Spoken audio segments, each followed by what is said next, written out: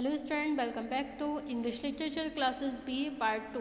Today our topic is justify that the comedy presents a picture of the contemporary social morality. Okay? There are some points in the contemporary social morality. Number 1, characteristics. Number 2, typical restoration comedy. Number 3, extramarital relations. Number 4, greed for money. Number 5, fashion and artificiality. And 6, conclusion. Okay. Now we describe these points. Okay. Number 1, characteristics of the contemporary social morality. The term comedy of manners in itself indicates the fact that in these comedies the contemporary manners and social conduct have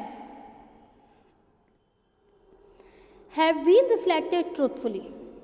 As much as possible, it is a type of comedy which has the possibility of flourishing in any civilized, particularly the urban society, and is closely related to the fashionable. Circle with the artificial manners. These plays flourished for the first time in England during the Restoration, and so they have also become a popular as the Restoration comedies. In fact, these comedy of manners do not make fun so much of individual human beings as of social groups and their fashionable manners.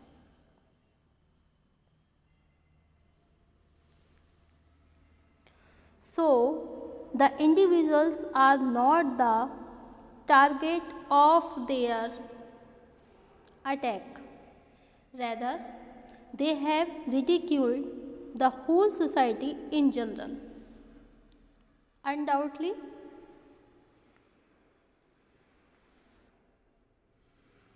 they are a little satirical in their tone, but all this is throughout good natured, and it seems that the dramatist himself is also laughing with him. This is why it does not deal so much with natural follies as with the affections of the society as a whole. The central theme of this comedy of manners is love marriage and the wealth in inheritance, and since all these are directly related to the rich upper class society. So, these plays present the picture only of the aristocratic class which has nothing to do but while away their time on trivialities. The characters are drunkards, seekers of women, looking for newer fashions and mischief, and flirting men. This latter made this play object of great ridicule, although people like Lamb defended them on the ground that they simply reflect their society.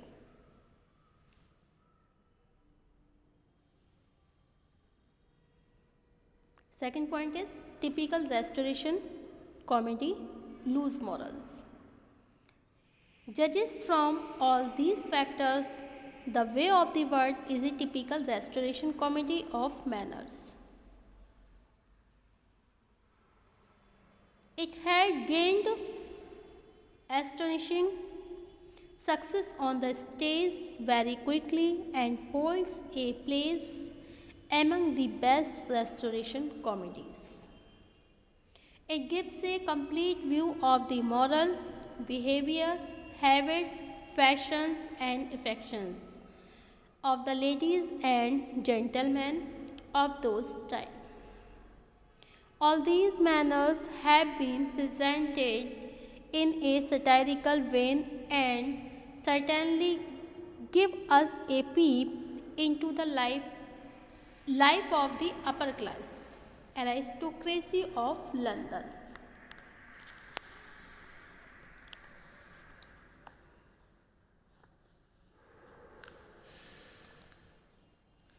The next point is extramarital relations.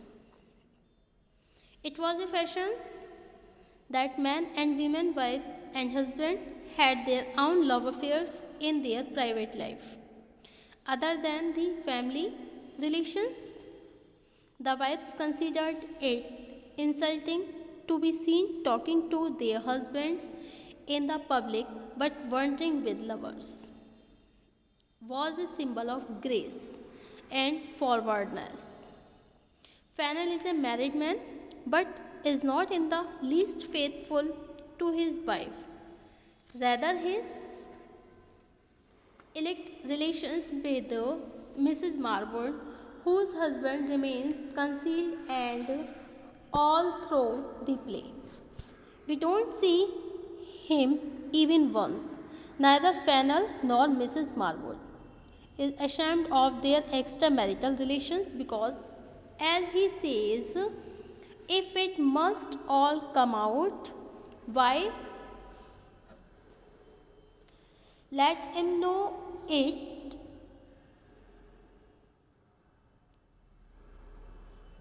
It is but the way of the world. Moreover, so many love affairs are carried on at the same time. Mrs. Marwood loves Fennel on the one hand, and on the other hand, she loves Mirabel also. In the knowledge of Fennel himself, but he has no much objection. Fennel knows well that his wife has her own love affair and his beloved Mrs. Marwood is also doing the same. But all such relations seems to have gained the social approval. Everybody is equally infidel to the other and marriage is not a institution but a matter of contract. Both Mirabel and Millamant have their own condition to settle before they agree for marriage. Moreover, most of the marriages are the sake of money. As Mr. Fennel marries only to get the wealth of Lady Bisford and demands his full control of the share of his wife. And the next point is greed for money. Congreve has also exposed the worldliness and greed among the young generation. There were frequent conflicts on matters of legacy and inheritance because the young men and women constantly looked for a rich match, and this was the chief governing motive behind marriage. Okay. Next point is fashion and artificiality. There is another aspect of contemporary society in the way of the world. It tells us about the vanities, affections, and fashions of women.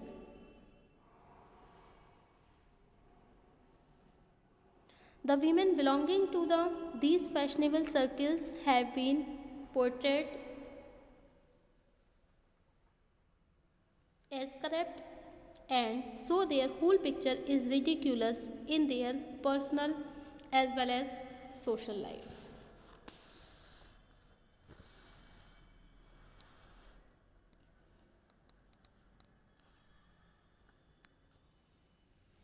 When Mirabelle and Millamant are talking on the condition of their marriage, we get a glimpse of how these fashionable women behave. They were fond of wearing masks even when going to theatre for fear that they should be recognized.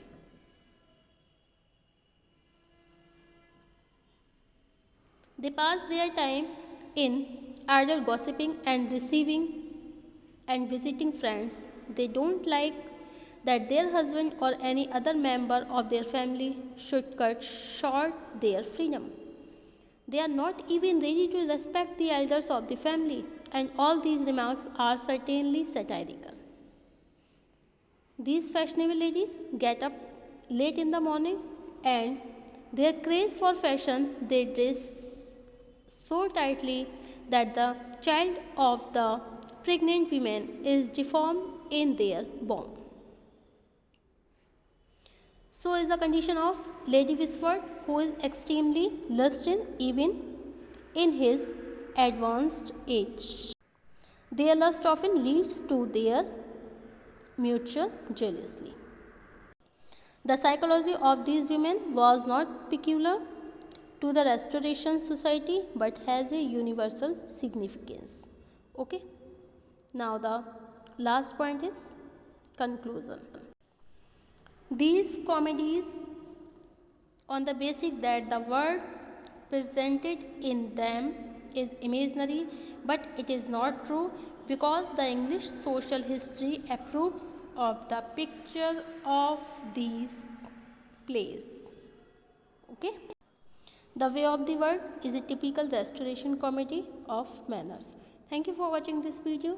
Thank you so much.